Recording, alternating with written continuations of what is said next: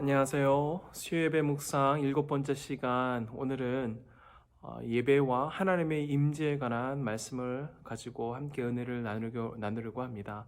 오늘 저희들이 함께 살펴볼 말씀은 이사야서 6장 1절부터 5절까지의 말씀입니다. 이사야서 6장 1절부터 5절까지의 말씀 우리 함께 합독하면 좋겠습니다. 우시야 왕이 죽던 해에 내가 본즉 주께서 높이 들린 보좌에 앉으셨는데 그의 옷자락은 성전에 가득하였고 스랍들이 모시고 섰는데 각기 6날개가 있어 그둘로는 자기 얼굴을 가리었고 그둘로는 자기 발을 가리었고 그둘로는 날며 서로 불러 이르되 거룩하다 거룩하다 거룩하다 만군의 여호와여 그의 영광이 온 땅에 충만하도다 하더라. 이같이 화답하는 자의 소리로 말미암아 문지방의 터가 요동하며 성전의 연기가 충만한지라. 그때 내가 말하되 화로다 나여 망하게 되었도다. 나는 입술이 부정한 사람이요 나는 입술이 부정한 백성 중에 거주하면서 만군의 여호와이신 왕을 배웠음이로다 하였더라. 한 미국 교회에서 찬양 인도자를 구하는 그런 광고를 내었습니다. 그 광고 내용이 하나님의 임재를 불러올 수 있는 찬양 인도자를 구함, 이러한 내용이었습니다. 그 광고 내용이 여러 가지 이야기를 하고 있죠. 물론 한 사람의 찬양 인도자를 통해서 하나님의 임재하심이 더욱더 강하게 임할 수 있습니다.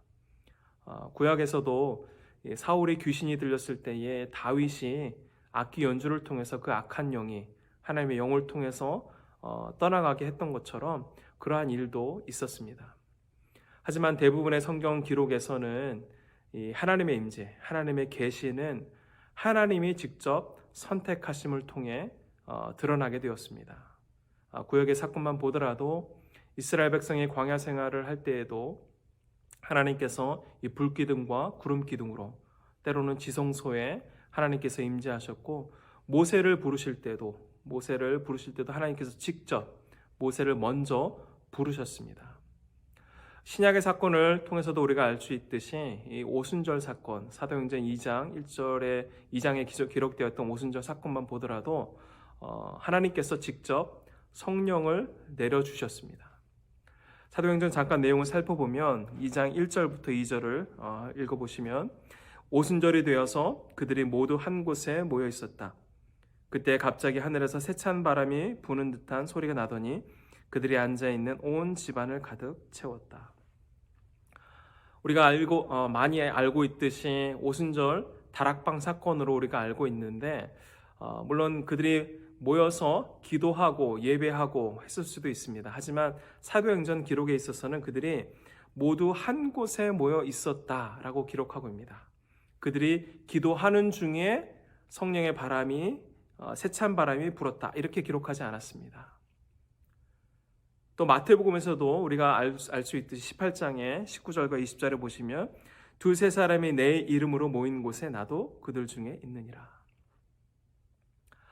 예수 그리스도의 이름으로 모인 그 모임 가운데에 하나님의 임재가 있다는 것이죠.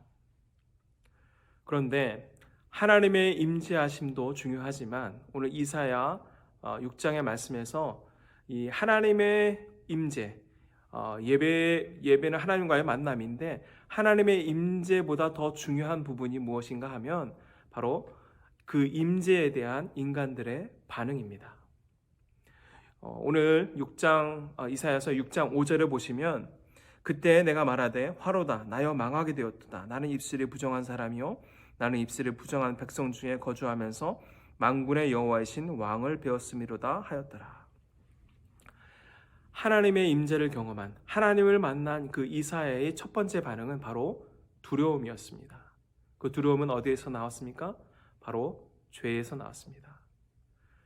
이사야의 표현을 보면 망하게 되었도다. 그 표현을 보면 죽을 만큼 두려웠다라는 것을 알 수 있습니다.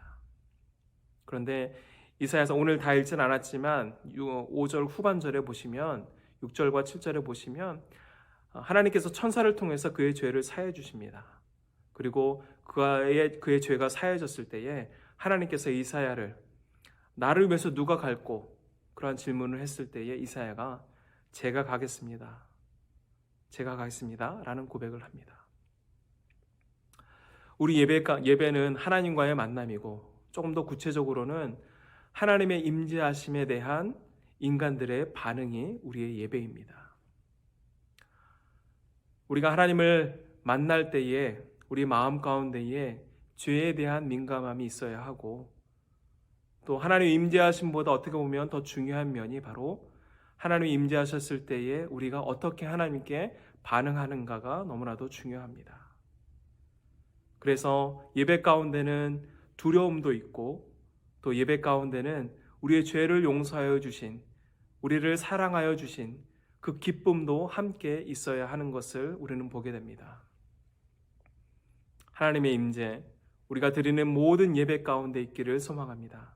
그리고 하나님 임재하시는 그 예배 가운데에 우리가 죄에 대한 민감함으로, 또 하나님께서 우리의 죄를 사하여 주시고 그 사랑에 대한 반응으로 우리의 삶이 주님이 부르실 때에 제가 여기 있습니다, 순종하며 하나님 앞에 나갈 수 있는 우리 모두가 되기를 주의 이름으로 축원합니다.